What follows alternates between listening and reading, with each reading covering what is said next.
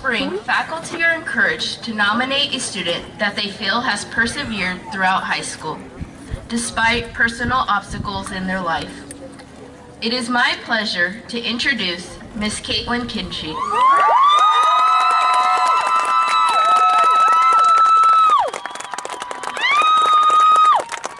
Who will now be giving this year's Congress speech.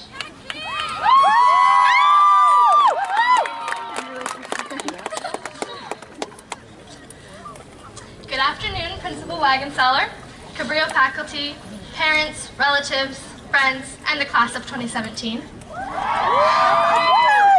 My name is Kaytlyn Kinchy, and I stand before all of you on my graduation day. However, I share this milestone with all of the senior class of 2017 and some of the greatest people I know. Before I continue, I want to congratulate you all.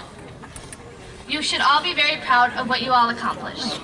High school, along with life in general, is not easy.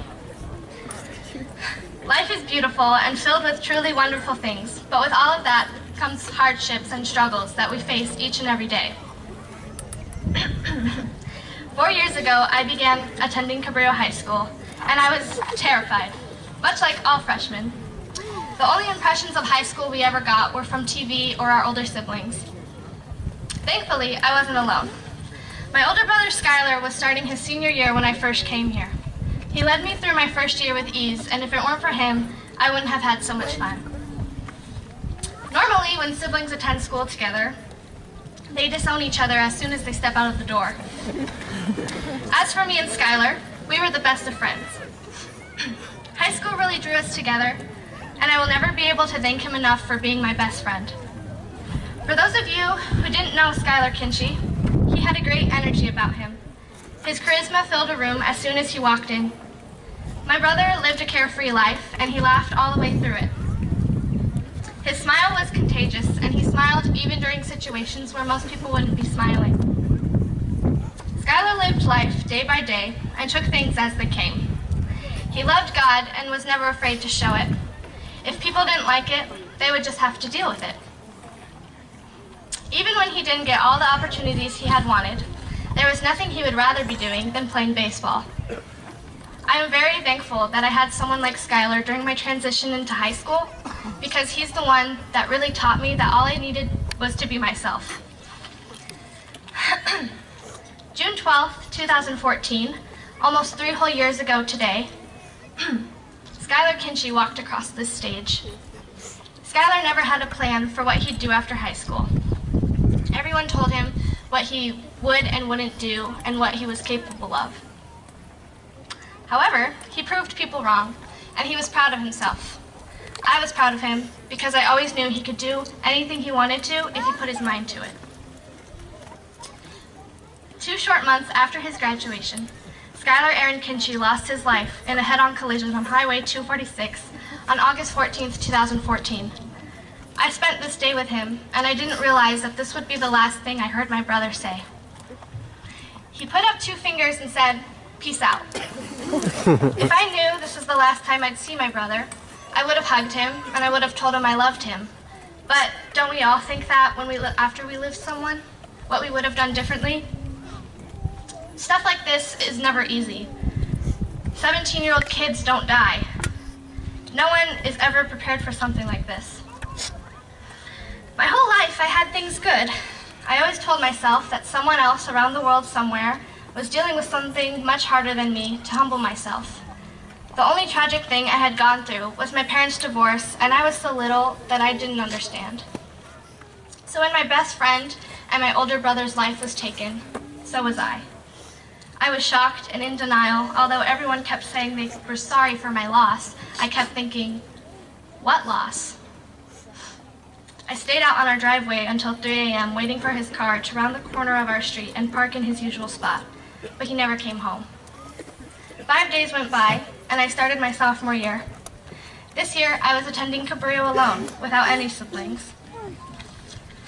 I walked around campus that year, and I saw him, and I heard his voice and his laugh, but I knew that I had to keep my life going, and just because Skylar's life had ended didn't mean that mine should. However, I lost motivation. I went from a straight A student to getting straight C's. I just didn't want to have anything to do with anything at all. Mr. Osborne was my health teacher freshman year, and I didn't really know him much other than the fact that he was my brother's baseball coach. Sophomore year, he reached out to me. He was hurting from my brother's loss, and so was I.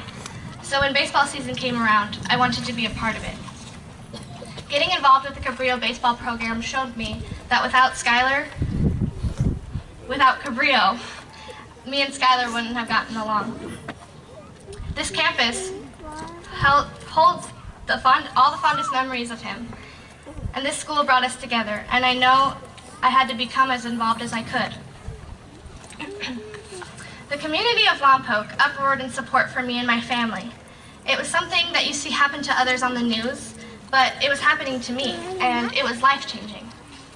Cabrillo High School and this beautiful town that we live in shaped me into who I am, and I will forever be grateful for that. The school and God saved me from heartbreak and darkness. I knew I had to let go of my freshman year and experience high school without my older brother by my side. Hold on. And that decision to let go of my freshman year gave me an unforgettable 3 years left at Cabrillo, with all of the unforgettable people I met along the way. And all of those people touched my heart in a way I can't explain. You know who you are, and if you're wondering if I'm talking about you, then I probably am. I will never be able to thank you all enough for showing me that life is a beautiful thing. I am a 4-year Cabrillo cheerleader, a 3-year baseball manager, president of Conks for Christ, vice president of Fellowship for Christian Athletes, a member of the National Honor Society, and a madrigal singer.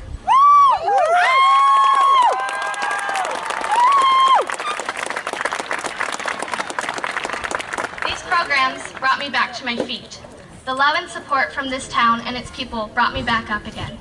Cabrillo High School's amazing staff members brought me back to life. Without all of these things, I could have gone a whole different direction.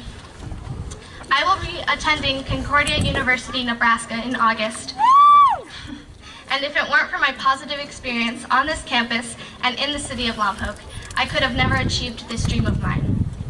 I couldn't do this alone. 3 years ago, if you asked me if I saw myself speaking at my graduation or attending a university at all, I would have said no. But I conquered my battle. Staying involved at Cabrillo helped me stay connected to my brother, and I will hold these memories I have from this campus forever in my heart. So when heartbreak and sorrow looks you in the eyes, you have to take a stand, remind yourself that you are strong, and conquer. Thank you.